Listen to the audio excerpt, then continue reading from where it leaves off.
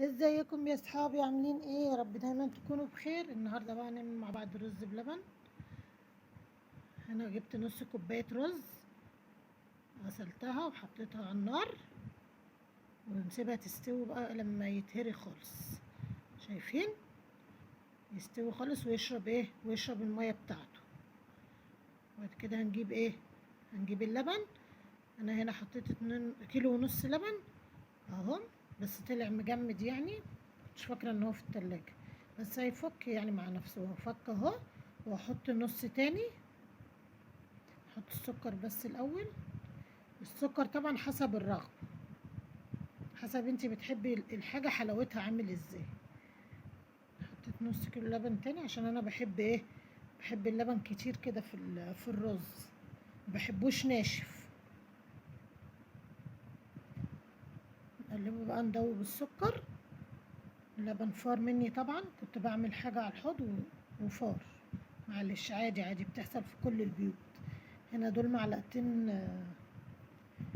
معلقتين كريم شانتيه.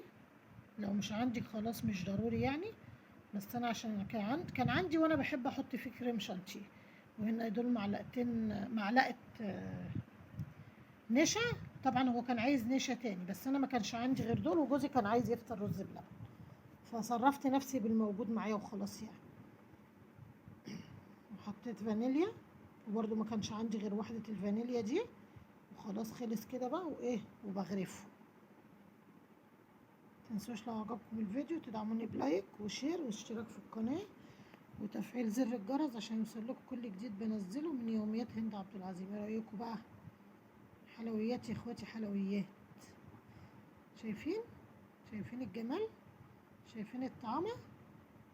يلا بقى، لو عندك شوية لبن قومي طلعيهم واعمليهم وفطري ولادك بيه.